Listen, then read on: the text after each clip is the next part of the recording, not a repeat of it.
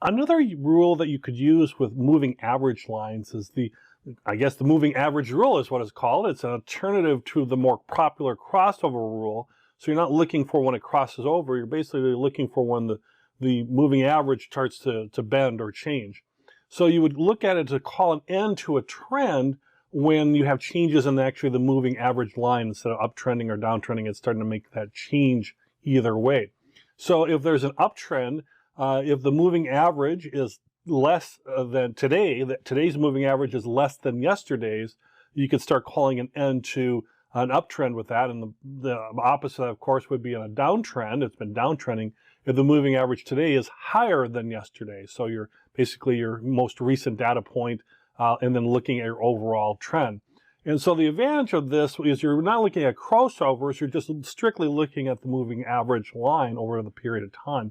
And it helps as far as you can call an end to a trend faster than with the crossover rule.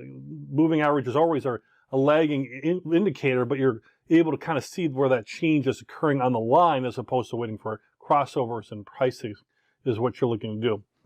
It still suffers from lag, it still suffers from whipsaws, but it is an alternative, and you can use some of these filters we talked about as well to establish filters or rules around that as far as using this without the crossover of the price, but looking at when basically when the moving average itself starts making some changes. If we looked at this graphically, you could see here, you can see how it's kind of in this curve, right? It's this particular moving average. They can look different than this, but as you look along the curved line, you can see as it starts to flatten out over time, you can see that's when the moving average is starting to change.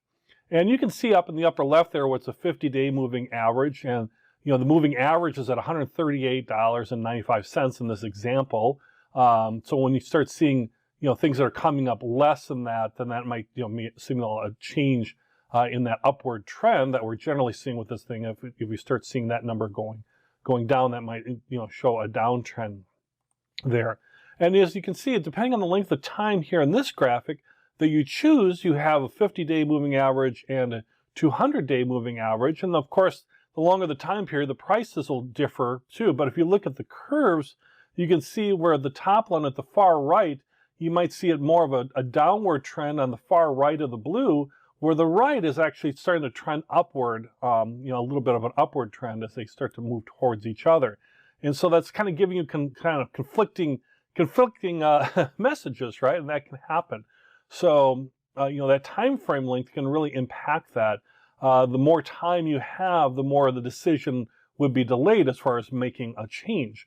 And you want to take that in consideration. And again, you can use this with other filters. You can use this with other indicators to decide what you want to do. Personally, I like the crossover rule. It's much more established, and also it just seems to be easier to comprehend, easier to see too, than just But if you want to look at something where it might indicate the trend is changing sooner, you can use this moving average and just look at the moving average itself and not really looking at the prices.